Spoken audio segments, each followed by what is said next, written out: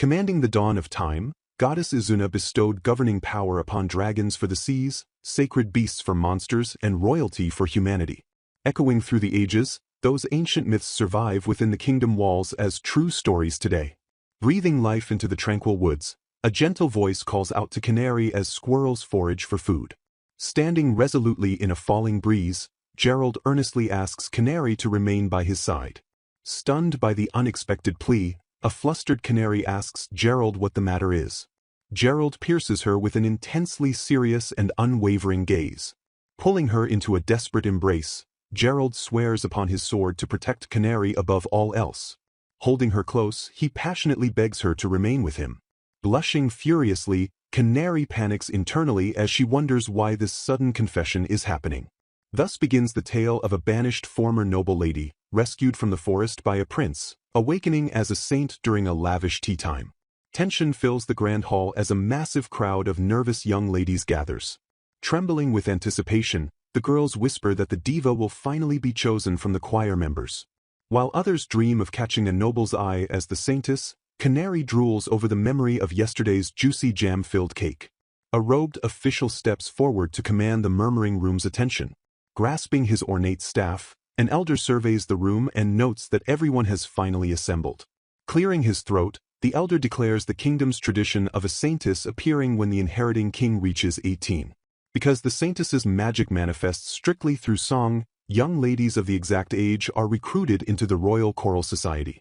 The ultimate goal is to pinpoint those rare individuals possessing magical power and officially select them as the diva. Staring blankly ahead, an exhausted Canary just wishes this tedious announcement would end. The elder reveals that the girls' magical singing voices successfully transformed an originally transparent crystal into a deep garnet-like red. Tapping his staff with authority, the elder prepares to announce the divas of this generation.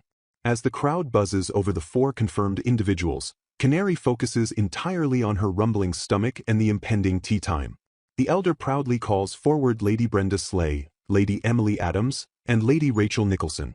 Clutching her chest in sheer shock, Canary freezes as she is announced as the final chosen diva. The elder concludes the dramatic ceremony while the surrounding noble girls stare in resentful disbelief. Pointing at herself in pure bewilderment, a sweating Canary stammers out a confused reaction. Birds flutter past the towering stone spires of the grand castle architecture.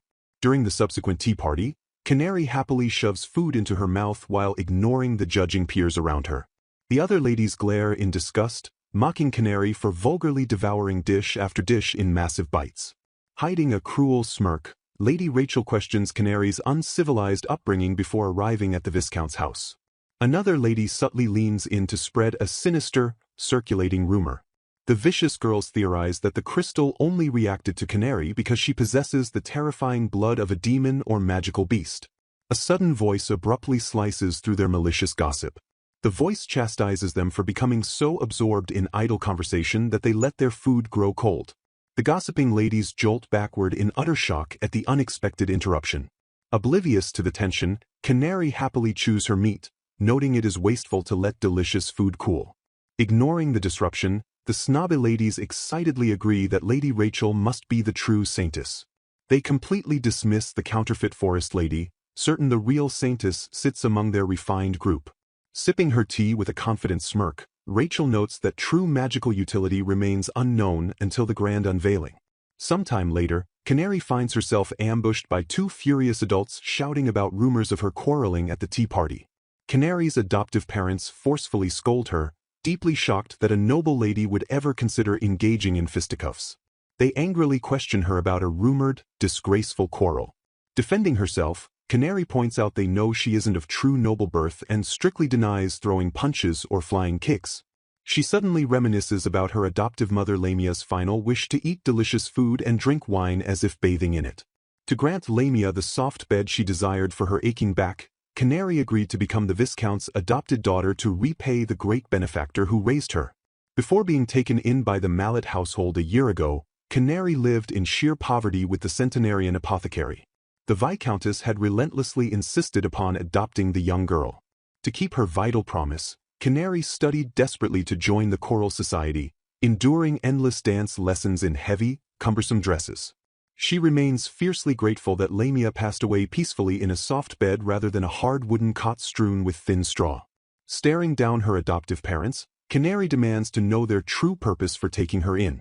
The Viscount scoffs, asking her what conceivable reason she imagines they had for adopting her when only one step remains.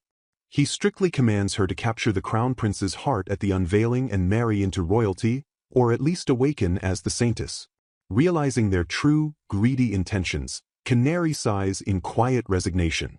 The Viscount excitedly plots to use her diva status to marry into a ducal family and make the Mallet name resound throughout high society. He brutally reveals they only took her in because rumors of the mark on her back suggested she possessed true magic power. Slamming his hand down, he demands she fulfill her absolute duty to elevate the Mallet family status regardless of her feelings. Deeply puzzled, Canary touches her shoulder as she quietly questions the mention of a mark on her back. Retreating safely to her room, she collapses onto her bed with a heavy sigh.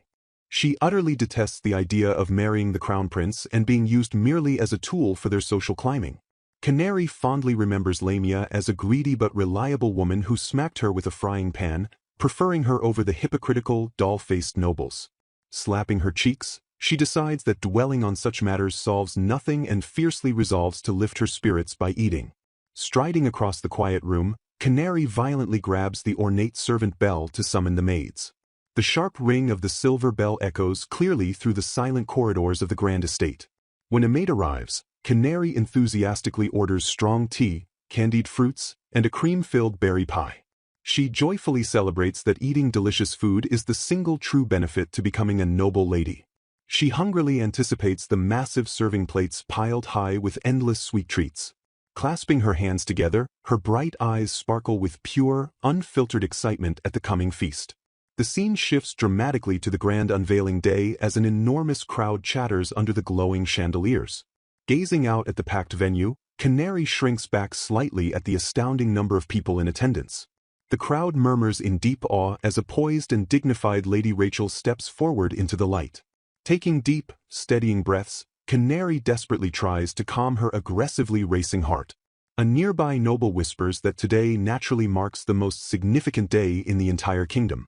A sudden, heavy hush falls over the massive crowd as the royal fanfare begins to blare loudly. Golden light spills across the grand staircase as the kingdom's handsome crown prince makes his majestic entrance. Gripping her elegant dress, Canary admits to herself that she is feeling slightly nervous about the impending magical ceremony. The noble ladies swoon and whisper in wonderful delight as the crown prince finally appears before them. Stepping confidently to the balcony, the crown prince welcomes the crowd to his birthday and prays for the advent of the new saintess. Trembling with pure anticipation, the divas wonder what manner of magic will finally manifest from them in this very place. Magical energy crackles intensely in the air as the first notes of a powerful song prepare to take flight. The momentous unveiling officially commences as Lady Brenda steps up to deliver her mystical song. Mesmerized by the beautiful melody, the crowd listens in pure awe as Lady Brenda begins her magical performance. Whispering amongst themselves, the nobles praise her undeniable skill as her elegant voice echoes through the grand hall. Suddenly, shimmering white petals materialize out of thin air to dance gracefully around the singing diva. Gazing up in absolute wonder, the audience marvels at the breathtaking beauty of Lady Brenda's floral manifestation. Hitting the final resounding note, Brenda closes her eyes as her spectacular song comes to a peaceful end. Thunderous applause erupts through the venue as the nobles clap enthusiastically for the stunning display. Fading into nothingness, the magical white petals vanish completely the moment the song finally concludes. Following suit, Lady Emily produces a mist of expensive floral perfume, while Lady Rachel generates thrilling gold dust. Stepping forward with absolute authority, an official loudly suggests there is no longer a need for anyone else to sing. Reflecting on the performances, Canary admits that while Rachel's gold dust was incredible, her voice was truly superb. Smirking with elegant arrogance, Rachel basks in the whispers and gossiping comments of the surrounding noble ladies. Standing quietly among the remaining candidates, Canary deeply respects that all three women possessed wonderful songs and magic. Clenching her fists with determination, Canary resolves to sing with all her heart so as not to disappoint the waiting audience. Suddenly, a commanding voice echoes through the hall as a young man aggressively shouts out to Canary. Pointing directly at the stunned girl, Prince Randolph arrogantly declares that he has decided to make her his consort. Smirking confidently, the prince boasts that he favors her black hair and is highly pleased with her beautiful features. Panicking over the sudden declaration, a nervous official pleads with His Highness to at least hear the girl sing first. Leaning in to inspect her healthy teeth, Randolph bluntly asks for her name, prompting her to introduce herself as Canary Mallet. Dismissing the Mallet family's lowly viscount rank, the prince casually suggests elevating their status or having her adopted by a duke. Scoffing at the previous displays of petals and perfume, Randolph declares that Canary must be the true saintess capable of protecting the realm. Bowing her head with grace, Canary respectfully thanks Prince Randolph for honoring her with such incredibly high praise. Meeting his gaze with fiery defiance, she sharply asks if he could not at least make his decision after actually hearing her song. Waving his hand dismissively, Randolph orders her to sing at once, arrogantly noting that any magic will suffice at worst. Dropping into a flawless curtsy, Canary accepts the prince's harsh command with all due respect. Closing her eyes to focus, she takes a deep and steadying breath to prepare her magical voice for the grand unveiling. Internally fuming at the royal display, Canary angrily thinks that the prince's dismissive behavior is rude beyond measure. Setting aside the other girls' cruel personalities, Canary reflects on how hard they practiced and decides to give the performance her all. Opening her mouth, Canary sings a beautiful verse about drops from the clouds and blessings of light filling the earth. Her enchanting voice radiates through the massive chamber and washes over the completely silent and captivated audience. Continuing her mystical ballad, she sings of opening buds and waters flowing together to become a mighty river. Reaching a powerful crescendo, Canary belts out a verse about the sacred waters returning to the glorious sky. Suddenly, a violent earthquake rocks the entire venue and causes the terrified nobles to scream in absolute panic. Debris rains down from the ceiling as the ground shakes with a catastrophic and terrifying intensity. Trembling in sheer terror, the panicking crowd screams wildly out of fear that the massive vibrations are the footsteps of a colossal golem. Grasping a stone pillar for support, an official shakily looks around as the violent earthquake finally ceases. Sweating profusely, the terrified elder turns to Canary and asks if her song possessed magic capable of causing literal earthquakes. Furious and shaking with fear, Canary violently denies the accusation and screams at Randolph for putting her through such a terrifying ordeal. Glaring at her with pure disgust, Randolph points an accusing finger at Canary and calls her an ominous woman who deceived him.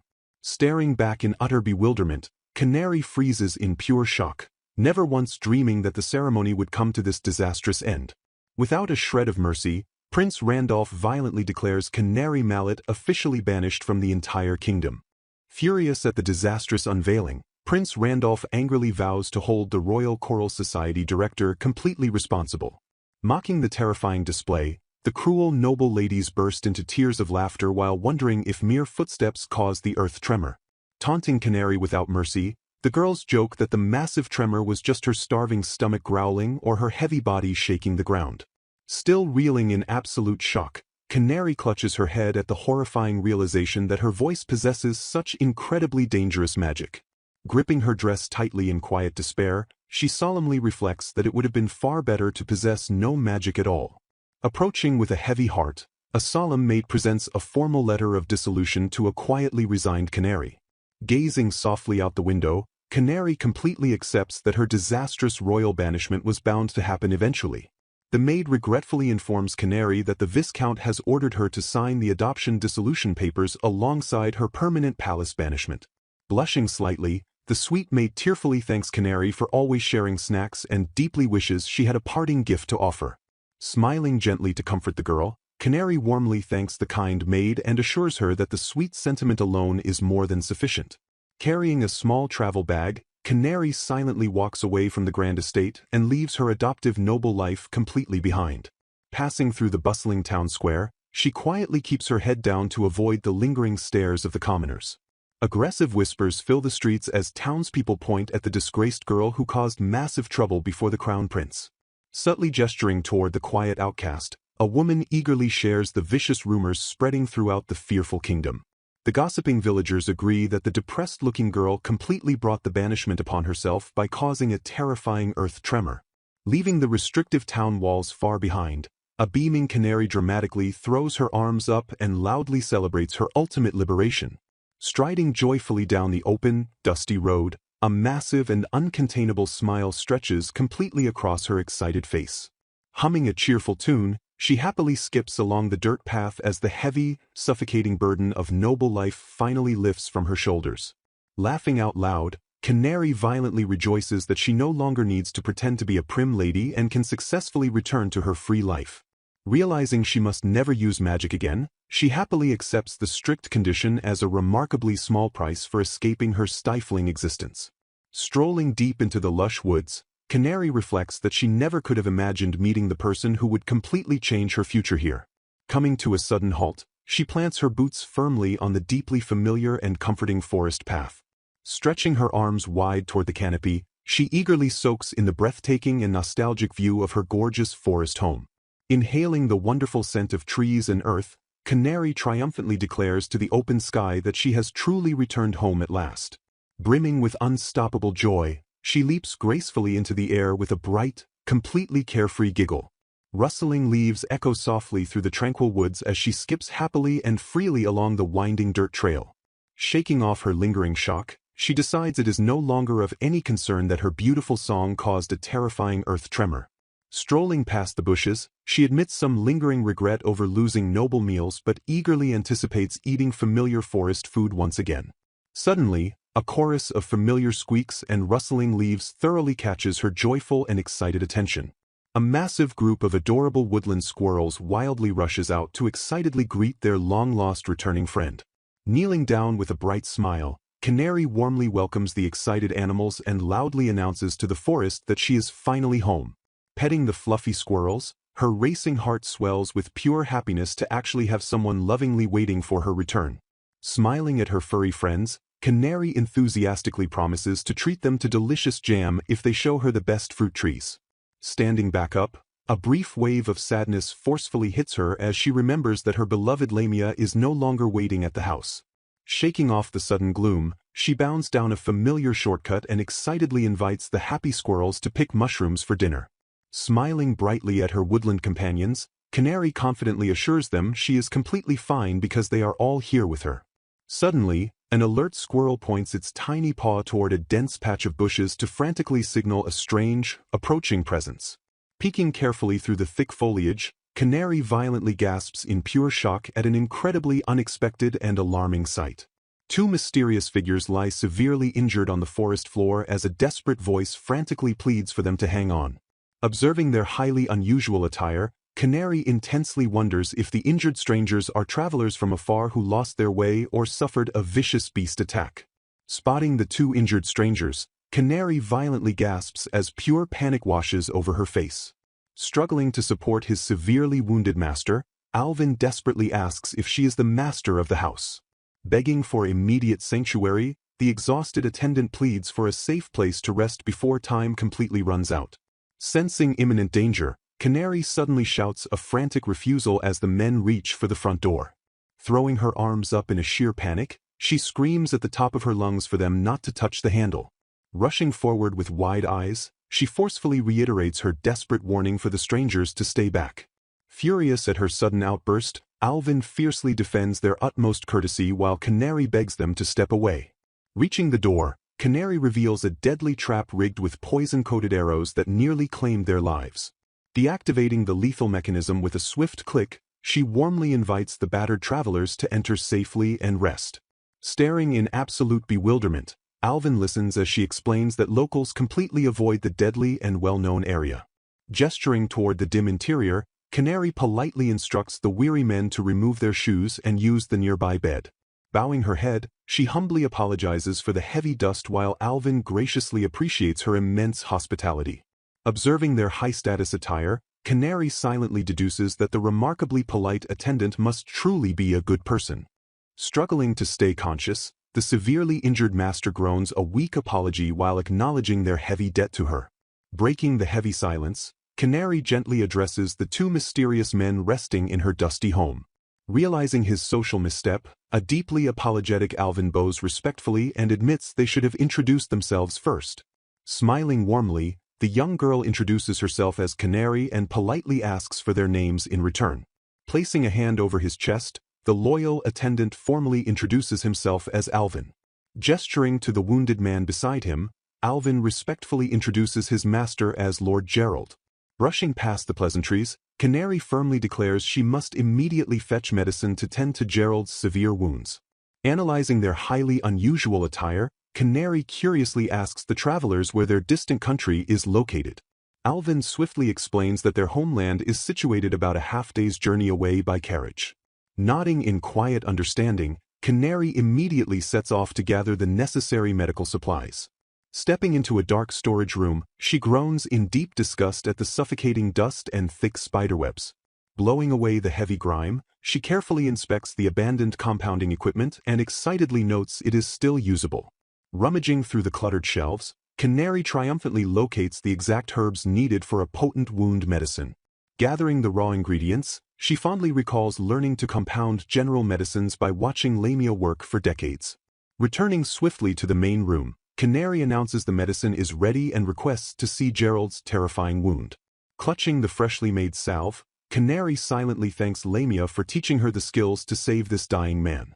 Alvin instinctively moves to block her, but Gerald firmly commands his attendant to gratefully accept her kind treatment. Peeling back the blood-soaked bandages, Canary grimaces at the sheer severity of Gerald's terrifying injury. Trembling with noble indignation, Alvin desperately stammers that a commoner must never touch his master so familiarly. Recalling her strict noble lessons, Canary instantly realizes these mysterious men must be incredibly important political figures. Yielding to his master's ultimate authority, Alvin reluctantly steps aside and allows the delicate treatment to proceed. Lowering his head in deep shame, the attendant sincerely apologizes for his offensive outburst regarding their unfamiliar circumstances. Waving off the apology, Canary warmly relates to being scolded over class rules and confidently begins the intensive treatment. Carefully applying the salve to the terrible bruises and bleeding gashes, she determines that even more medicine is urgently required. Enduring the painful sting of the crushed herbs, Gerald watches the focused young girl with an intensely serious gaze. Intrigued by her remarkable skill, Gerald asks if she compounded the medicine herself, while Canary proudly confirms her deep expertise. Smiling softly at the curious lord, Canary humbly brushes off her incredible medical talent as an insignificant story. Intrigued by her mysterious past, the man questions her about what she meant when she mentioned living as a noble. She reveals the painful details of being adopted by a viscount's family after Lamia's death, only to face ultimate banishment after the events surrounding the Royal Choral Society's unveiling. Canary confirms her heartbreaking tale, prompting the man to curiously ask if such royal customs are handled differently in her homeland. He explains that within the borders of the Douglas Kingdom, the revered saintess is traditionally discovered through the power of song. Resting heavily, the blonde man explains that during a monarch's succession, a single shrine maiden is deemed the saintess, burdened with predicting every event in the year leading to the coronation. Canary expresses pure amazement at the ability to foresee the future, as he notes that this singular, miraculous figure only ever appears once per monarch's reign. When he questions if her song truly triggered an earthquake, Canary hangs her head in profound self-disgust, burdened by the catastrophic consequences of her voice. Smiling with gentle determination, she asks the wounded man to briefly endure the incoming pain as she finally prepares to treat his deepest injury. Haunted by her past, Canary solemnly resolves that it is ultimately safer for everyone if she never lets her voice be heard in song again. Shifting her focus back to his urgent medical care, she announces that it is now time to apply the necessary bandages. Wiping her brow, she breathes a sigh of relief as she proudly declares the delicate suturing a complete success. Apologizing abruptly, Canary asks to be excused for a brief moment, leaving the injured man bewildered as he softly calls out her name. To her horror, Canary discovers that her neglected bandages have yellowed and gathered moth holes, realizing that using them could invite deadly bacteria into his wounds. Realizing the dire situation, she turns sharply away from the medical cabinet with a sudden, drastic alternative in mind. The injured blonde man watches in absolute, wide-eyed shock as the unmistakable sound of violent ripping fills the quiet room. With unwavering resolve, Canary firmly grips the collar of her own pristine dress, preparing to sacrifice her clothing for his survival. Flustered and stunned by her sacrifice, the bedridden man weakly protests, openly worrying that her drastic actions will completely ruin her beautiful dress. Canary politely apologizes but firmly insists that her high-quality dress fabric is a far safer substitute than the dangerously tattered, moth-eaten bandages. Expertly tying off the makeshift cloth bandage, she warmly reminds him that fabric cannot feel pain and his recovering body is far more precious. Overwhelmed by her selflessness, the blonde man gazes up at her with profound gratitude and softly whispers his thanks. When he stubbornly attempts to shift his weight, Canary immediately commands him to stay in bed, though a pained groan escapes his lips. He thoughtfully remarks that kindness to others is ultimately kindness to oneself, though a blushing Canary humbly denies doing anything of true significance. Staring at her with utter sincerity, he endlessly praises her for saving their lives and extending such miraculous kindness to dangerous, unknown strangers. Blushing deeply, Canary internally marvels at his genuinely pure soul, deeply moved that he would push through excruciating agony just to properly express his gratitude.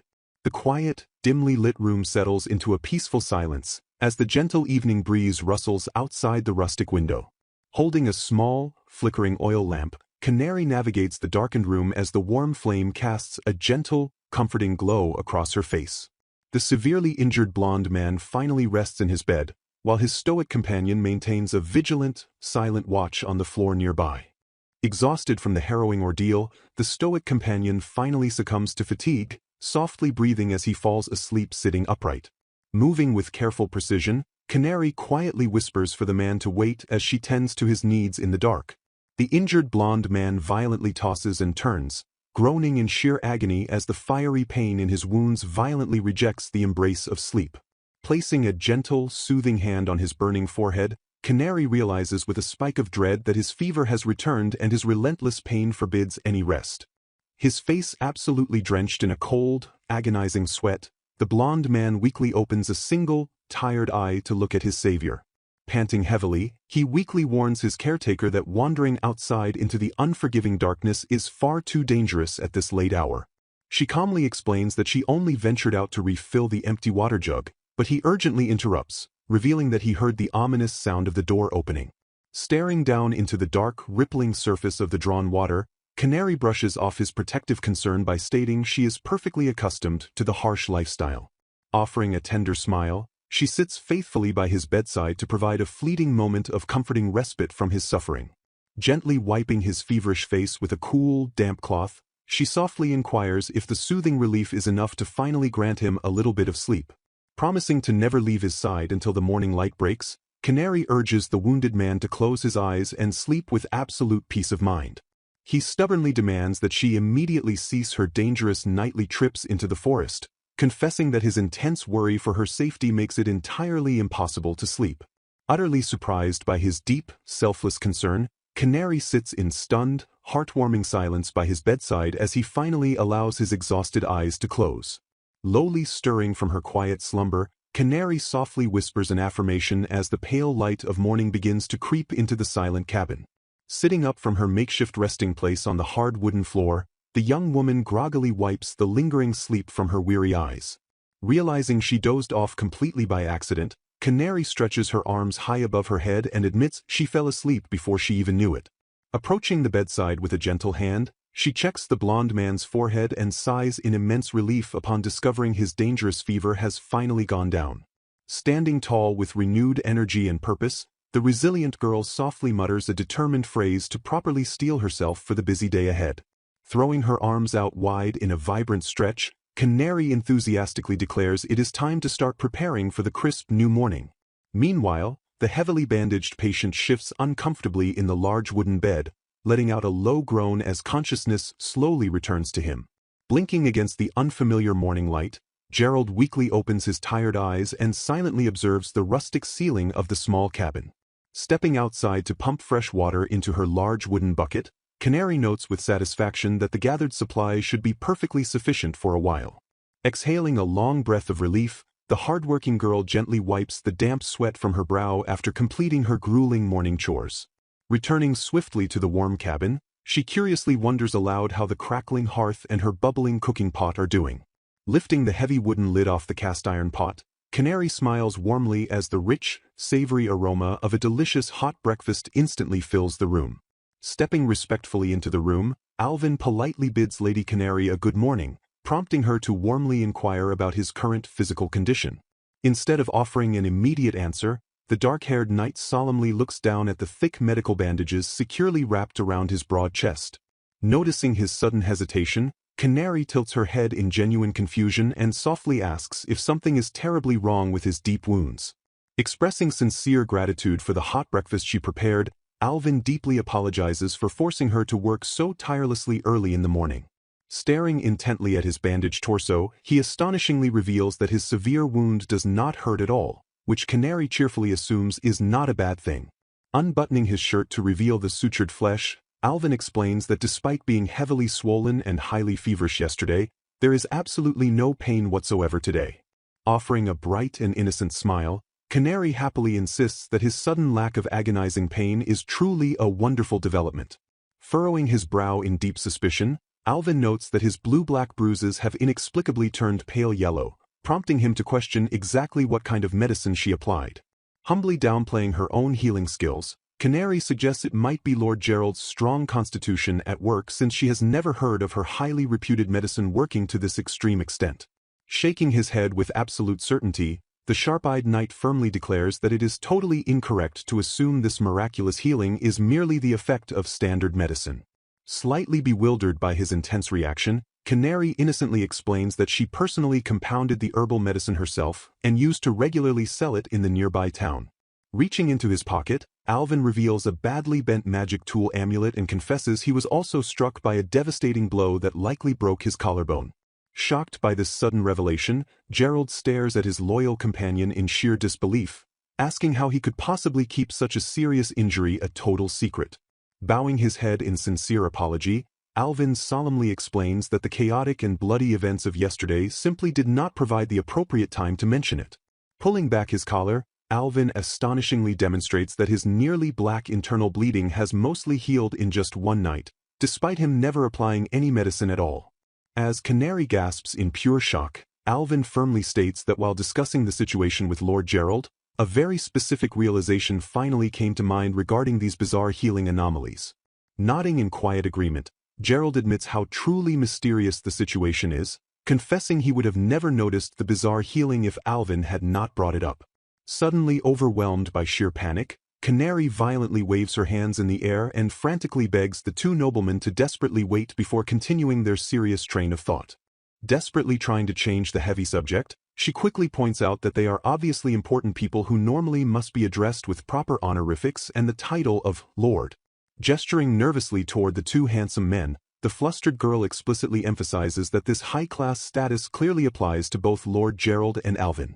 Immediately brushing off her formal concerns, Alvin sternly argues that as the master of this house, she is the highest-ranking person here and firmly insists she need not be so considerate.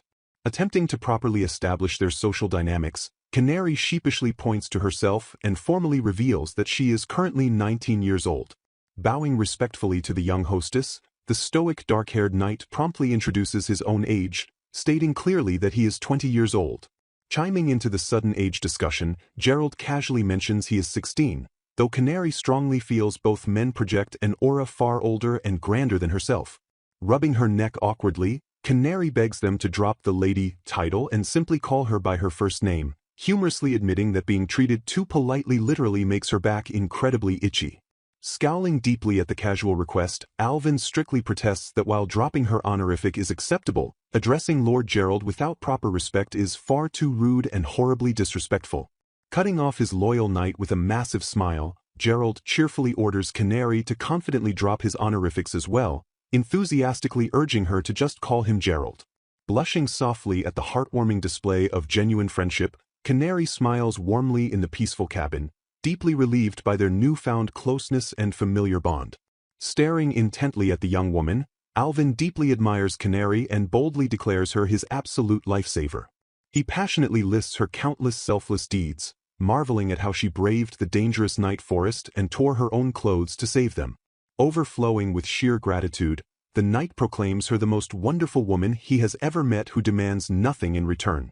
Overwhelmed by his intense and sudden praise, Canary flusters wildly and humbly waves off the massive exaggeration.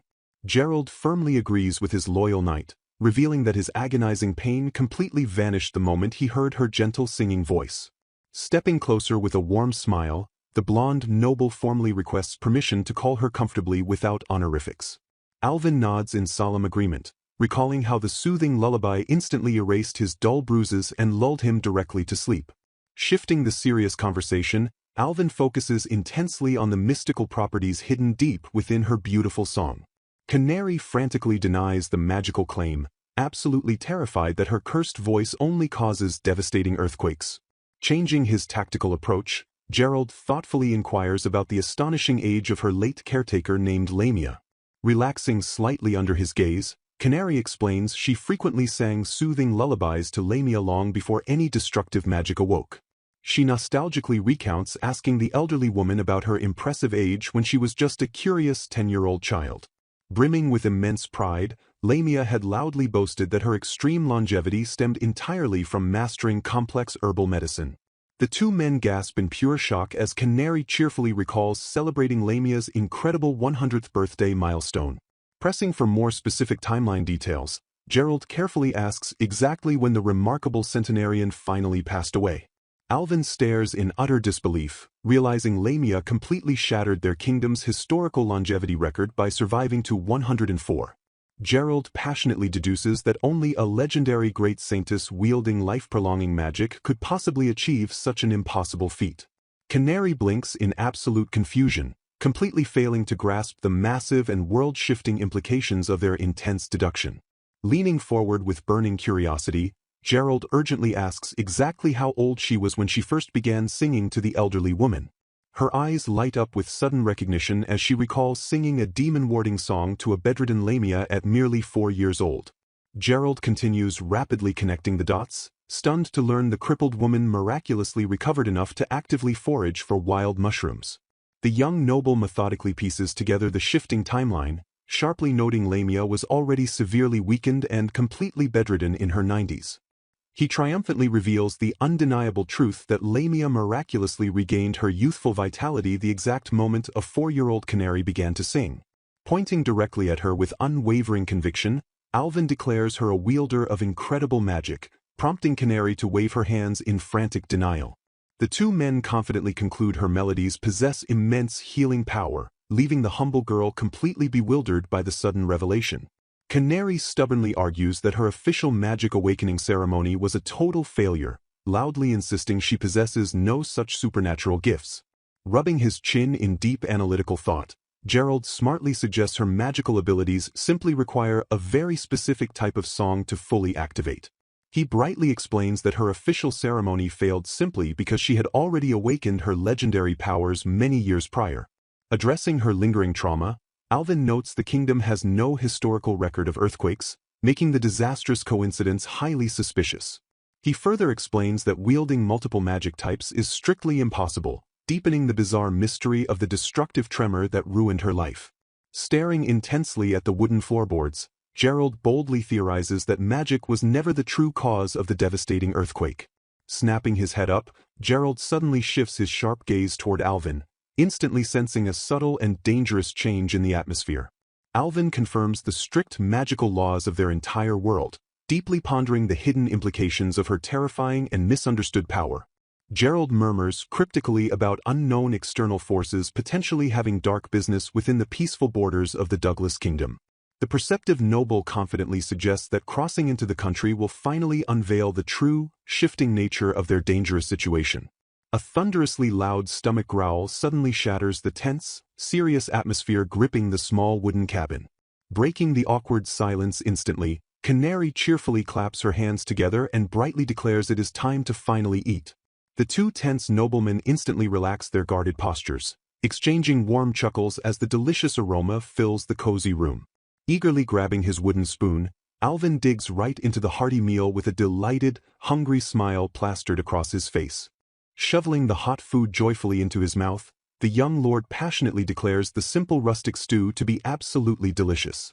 Gerald highly praises the humble meal above high-class court cuisine, leaving Canary deeply relieved that it perfectly suits their refined palates. Smiling warmly, Canary asks if they are tired of mushroom soup while Gerald politely requests to stay one more day. Blushing slightly at their immense gratitude, Canary happily agrees to host them as Alvin deeply thanks her for everything. Alvin carefully calculates their recovery time, asking Gerald if he will regain enough physical strength to traverse the forest by tomorrow night. Unbothered by their profound gratitude, Canary warmly explains she simply lends a helping hand for her own personal satisfaction. Lowering his gaze guiltily, Gerald admits that heavily burdening her with their intense recovery is deeply painful for him. Deeply moved by her selfless nature, Gerald marvels at how she miraculously rescues absolute strangers without demanding a single reward. Smiling softly with profound gentleness, Canary radiates pure kindness as she looks warmly at her two recovering noble guests. A small, adorable forest squirrel suddenly bounds into view, cheerfully climbing onto Canary's welcoming arm with a playful chirp. Tossing the tiny creature a delicious treat, Canary cheerfully promises to share her food while noting they have important guests. Gripped by sudden insecurity, the flustered girl anxiously wonders if the handsome nobles think she is an incredibly strange person. Trembling slightly under their intense gazes, Canary nervously fidgets as she suddenly realizes both men are staring directly at her. The two mesmerized men stare affectionately at the bashful girl, deeply captivated by her overwhelmingly innocent and pure-hearted nature. Shaking off her lingering doubts, Canary confidently decides it truly does not matter what passing travelers think of her. Snapping back to reality with a sudden gasp, Canary nervously prepares the next demanding phase of her intensive medical treatment. Holding up a suspiciously dark brew, Canary reassures a terrified Gerald that the ominous medicinal liquid is definitely not poison. Trembling violently at the horrific stench, Gerald recoils in absolute terror from the foul-smelling and deeply unsettling medicinal bowl. Without a single ounce of hesitation, Canary fiercely pinches the prince's noble nose to forcefully pour the bitter medicine down. Smirking triumphantly, she strictly quotes a famous proverb declaring that the human tongue naturally despises truly effective medicine. Channeling her late caretaker Lamia, Canary ruthlessly tips the foul brew directly down the sputtering prince's throat. Gagging violently on the bitter sludge, Gerald desperately begs to drink the remaining prescribed medicine entirely on his own. Tears heavily prick the corner of his eyes as the young noble heroically battles the medicine's downright atrocious flavor. Gripping the wooden bowl with shaking hands, Gerald furiously chugs the horrifying dark liquid with absolute sheer willpower. Clapping her hands with explosive enthusiasm, Canary brightly cheers the sweating prince on to bravely swallow the very last drop. Gasping heavily for fresh air, Gerald internally compares the vile taste to a wretched blend of snake skin and spider webs. Giggling softly at his dramatic agony, Canary finds the handsome noble's childish vulnerability incredibly endearing and heartwarming. Staring warmly at his handsome face, Canary mentally compares him favorably against the notoriously useless Douglas Crown Prince. Shattering his brief relief, Canary cheerfully announces he must drink another full bowl tonight to maintain his stay. Slumping his broad shoulders in utter defeat, the exhausted prince weakly begs the young girl to stop treating him like a child. Bowing respectfully to his trusted lord, the stoic Alvin agrees to carefully scout the surrounding area for any hidden dangers. Gripping his heavy sword tightly, the dark-haired knight bravely steps outside to properly secure the cabin's immediate woodland perimeter. Stepping warmly into the room with fresh tea, Canary tilts her head in surprise upon noticing Alvin has already departed. Smiling charmingly at the flustered girl, Gerald smoothly suggests they enjoy the warm tea together beneath the open sky. Blushing softly at the romantic invitation, Canary happily agrees while promising to brew a fresh batch for Alvin later. Stepping gently into the cool evening air, the two young companions silently admire the breathtaking beauty of the quiet wilderness.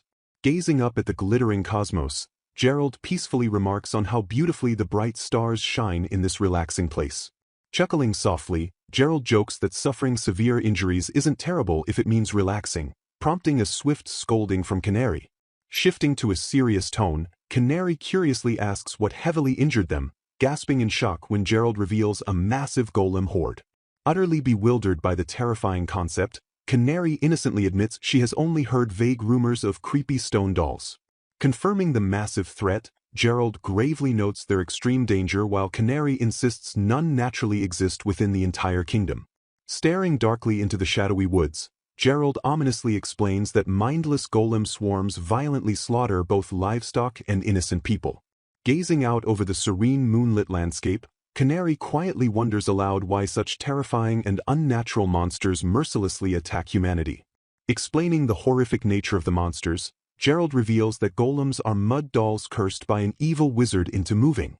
Trembling at the terrifying thought, Canary murmurs anxiously about the dark curse. Staring grimly ahead, Gerald confirms that ordinary weapons cannot even leave a scratch on their hardened bodies. Shifting his gaze warmly toward his savior, the prince admits he should be grateful to the monsters since they allowed him to meet her.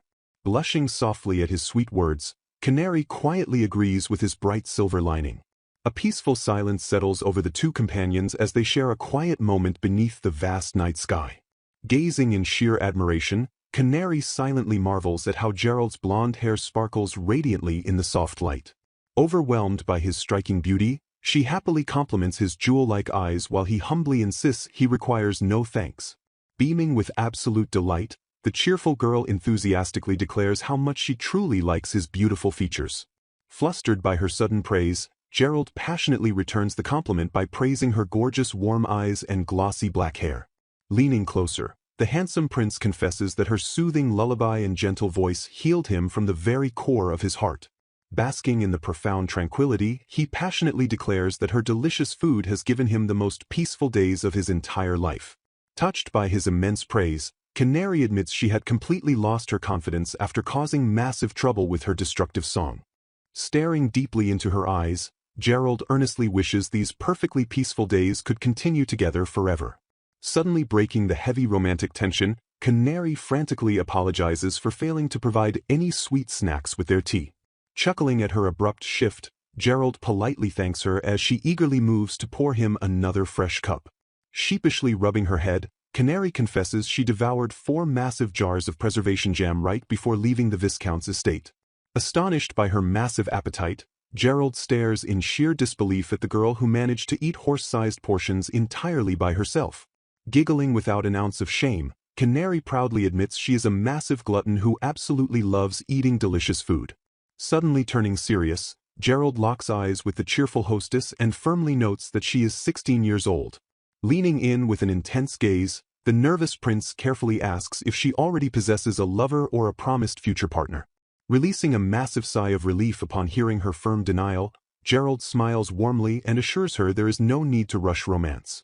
Brushing off his concern, Canary playfully explains that she lived secluded with Lamia while absolutely zero noblemen paid her any attention.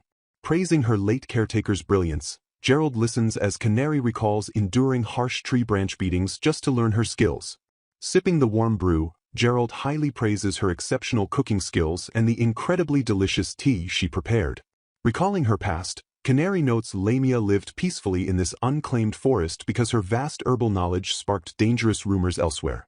Frowning deeply, the young girl explains how the gifted Lamia was cruelly captured and harassed as a witch in her mysterious home country. Shifting the topic to medicine, they discuss how the Douglas Kingdom is incredibly famous for its white stomachache pills and effective sleeping powders. Sighing softly into the night air, Canary laments that her sudden banishment permanently prevents her from selling her own medicines there. Scowling at the immense injustice, Gerald fiercely declares that ignoring her incredible talent is a massive, foolish loss for the entire country. Gazing nervously toward the dark tree line, Canary takes comfort in the fact that the terrifying golems never appear in this peaceful forest.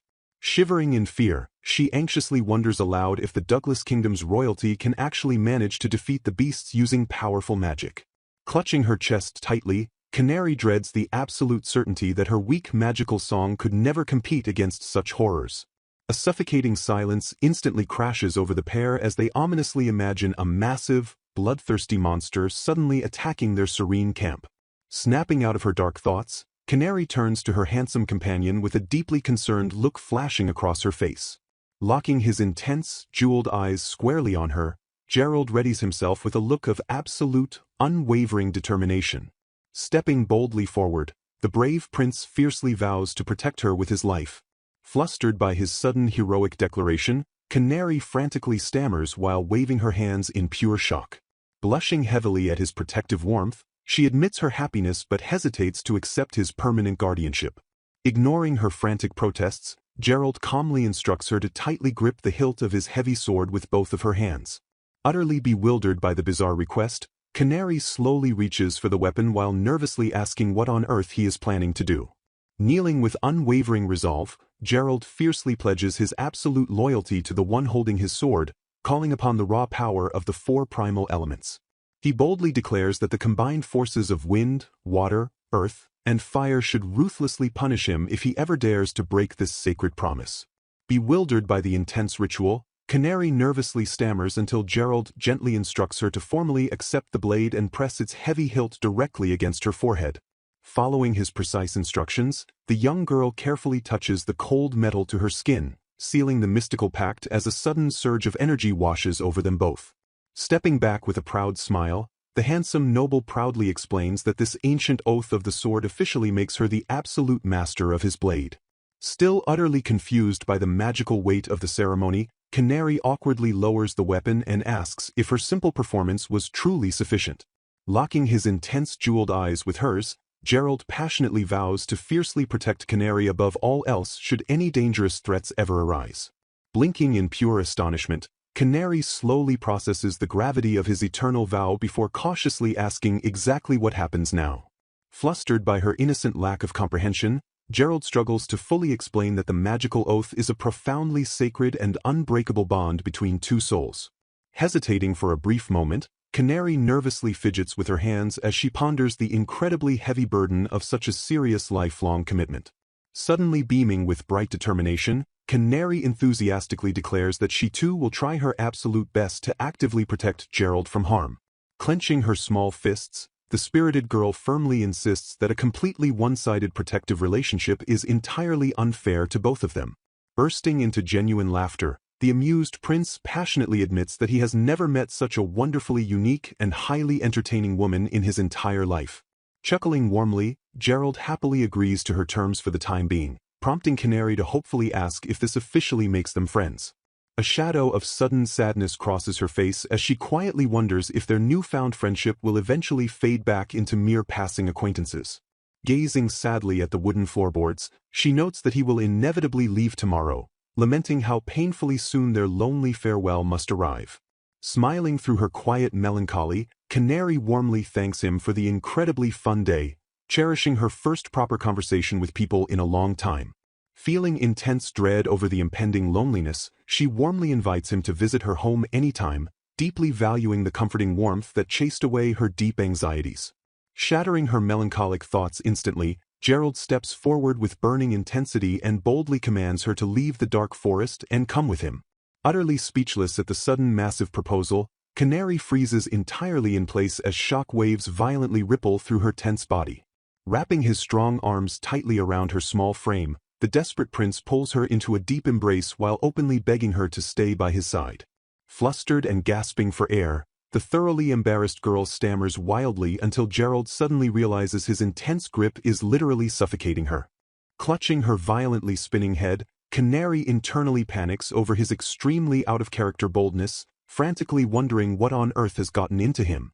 Releasing her slightly, Gerald stubbornly insists on rewarding her selfless kindness, firmly rejecting her humble attempts to quickly decline his generous protection.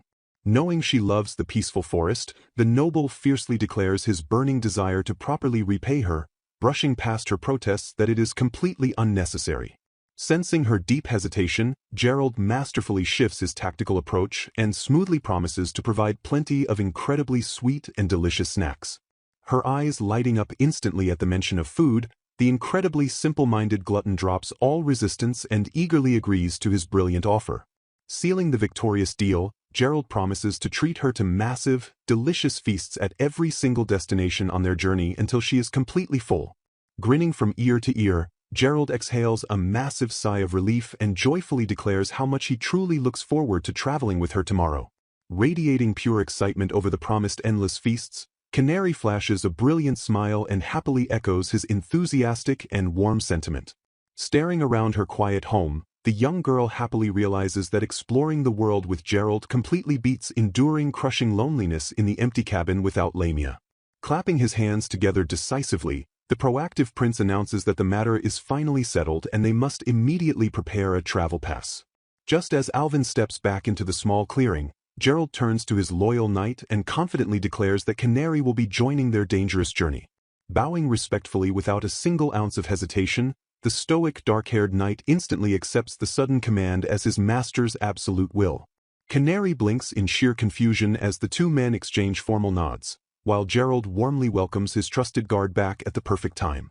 Alvin reveals his magic tool has rapidly regained its power, explaining he already dispatched a magical messenger to successfully regroup with their separated allies by tomorrow. Secretly analyzing the incredible situation, Canary quietly wonders if her two handsome guests are actually powerful royalty hiding massive magical abilities. Shaking off her wild theory, she firmly convinces herself that high-class royalty would never carelessly pledge an eternal oath of the sword to a simple banished commoner. Gazing warmly at the handsome blonde noble standing before her, Canary lets all her lingering doubts melt completely away into the cool night air. Her heart swells with immense joy and profound hope as she eagerly visualizes the bright, adventurous future waiting just beyond the dark tree line. Clasping her hands tightly against her chest, the smiling girl happily prepares to leave her isolated past entirely behind for an exciting new life from tomorrow onwards.